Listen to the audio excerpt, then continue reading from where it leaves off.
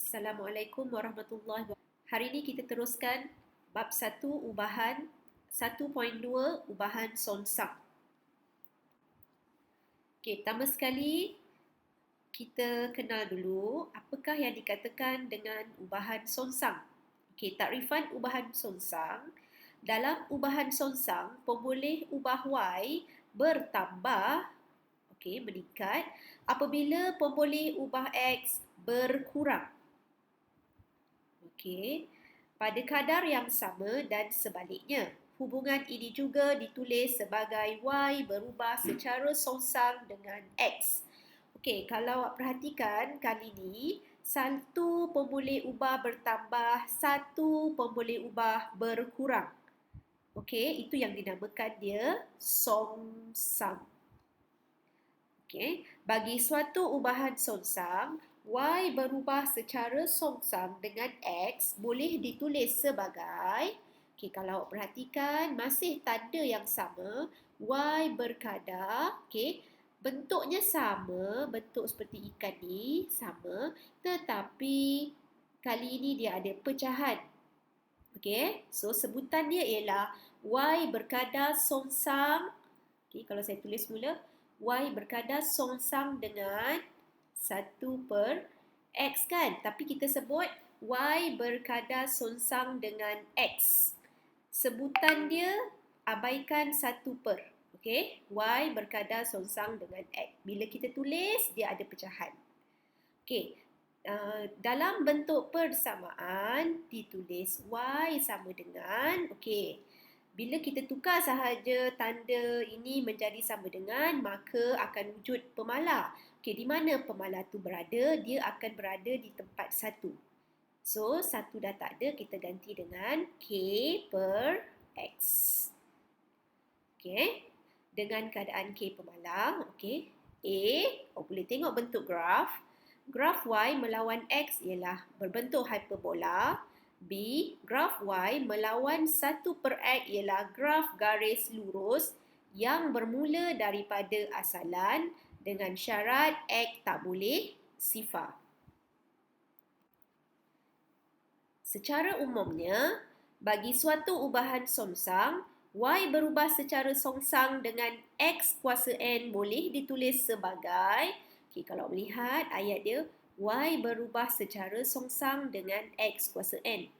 Okey, automatik bila dimasuk dalam bentuk hubungan ubahan, Y berkadar songsang dengan 1/X kuasa N. Itu cara penulisan. Tapi bila disebut masih Y berubah secara songsang dengan X kuasa N. Okey, ataupun dalam bentuk persamaan Y sama dengan K/X kuasa N dengan keadaan N itu adalah satu nombor, 1, 2, 3 dia boleh jadi pecahan dan K ialah pemalar. Okey. Graf Y melawan 1/X kuasa N ialah satu garis lurus yang bermula daripada asalan dengan syarat X tak boleh sifar dengan K ialah kecerunan garis lurus. Okey, sekarang lihat contoh 16. T yang diperlukan untuk menyiapkan kerja pemasangan perabot berubah secara songsang dengan bilangan pekerja X. Jadual di bawah menunjukkan hubungan antara X dengan T. Okey, sekarang boleh lihat jadual. Dengan mengira nilai XT dan X kuasa 2T, tentukan sama ada T berubah secara songsang dengan X atau X kuasa 2. Kemudian, tuliskan hubungan tersebut dengan menggunakan simbol. Okey, sekarang ni, kita akan salin semula jadual ni. Okey, penyelesaiannya. Dan kita akan tambahkan 2 baris baru, iaitu yang pertama hasil darab X dengan T, sebab dia minta awak kira. Jadi, X dengan T dan baris yang terakhir X kuasa 2 T. Okey, jadi caranya kita akan ambil nilai X dan nilai T kita darabkan. Okey, untuk kolom yang pertama 2 yang saya dah buat anak panah ni, tarik. Okey, so maksudnya X dia 2, T nya 180. So darab dapat 360. Okey, dan seterusnya lah. Okey, untuk X kuasa 2T, ambil nilai X 2, kemudian awak kuasa 2 kan, lepas baru darab dengan nilai T. Okey, bila awak dah siap kira ke semua ni, kita akan dapati Okey, bagi nilai XT, jawapan akhir akan sama. Semuanya akan dapat 360. Bagi X kuasa 2T, berbeza-beza. Okay, ini yang saya tandakan ni. So, apa yang kita boleh simpulkan?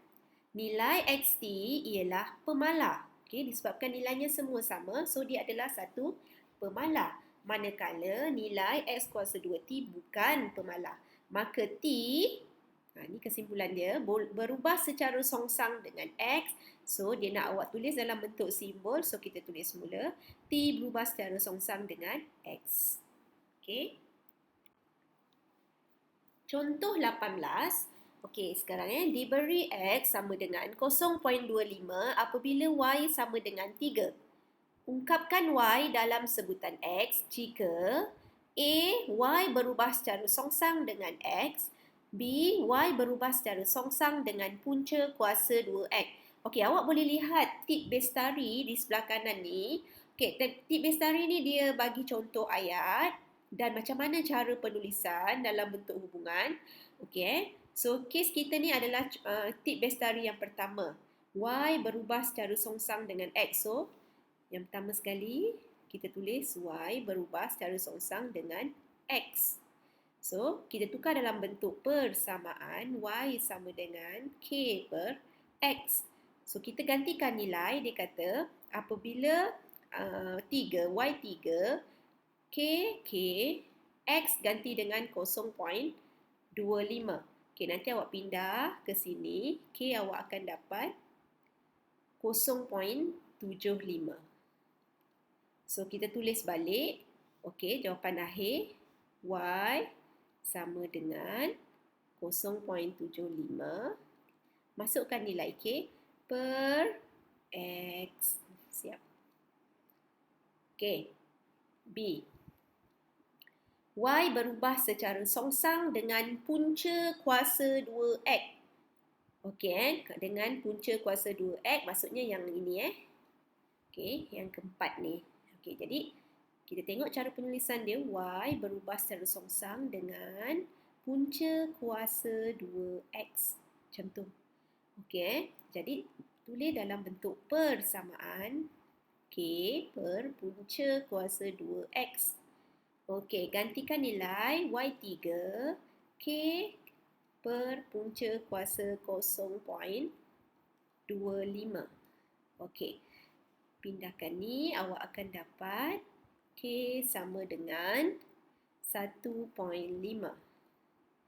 Okey, ni kita pindah ni jadi darab Okey, lepas tu tulis semula Y sama dengan 1.5 per punca kuasa 2X. Okey. Okey, bagaimana menyelesaikan masalah yang melibatkan ubahan songsang? Okey, yang ini dalam bentuk cerita. Berdasarkan hukum Boyle, tekanan gas P bagi satu jisim gas berkadar songsang dengan isi padu gas. Okey, kita lihat kepada pemboleh ubah. Kali ini kita akan guna pemboleh ubah P dan V. Dia dah cakap dah. P ni berkadar songsang dengan V. Okey. Jika suhu gas itu adalah tetap, rajah di sebelah menunjukkan gas terperangkap di dalam sebuah silinder. Apabila isi padu di dalam silinder itu ialah 80, okey, ni V, maka tekanan gas menjadi 190.25. Okey, ni P. Okey, hitung isi padu gas dalam sentimeter padu apabila tekanan gas dalam silinder itu ialah 121.76. Okey, ini pun P. Jadi, penyelesaian dia ada 4 kaedah. Yang pertama, memahami masalah. Okey, pertama sekali memahami. Kita kena faham dulu, ini soalan berkadar apa. Okey, jadi ayat-ayat dia yang pertama tu dah cakap dah. Dia berkadar songsang. P berkadaran songsang dengan V. So, kita tuliskan dulu apa maklumat yang dia dah bagi. Apabila V 80, P ialah 190.25. Okey, ini kita dapat daripada soalan. Kemudian kita rancang strategi. Tentukan hubungan antara P dengan V dalam bentuk persamaan. Okey, kita dah belajar tadi. Ini dalam bentuk persamaan. Okey, kemudian hitung nilai V apabila P bersamaan 121.76. So kita laksanakan strategi kita tadi. Mula-mula tulis dalam bentuk hubungan. Lepas tu gantikan ni dengan pemalar sebab kita dah tukar kepada sama dengan. Lepas tu gantikan V80, P 190.2, cari 190.25, cari K. K kita akan dapat 15,220. So masuk semula dalam persamaan.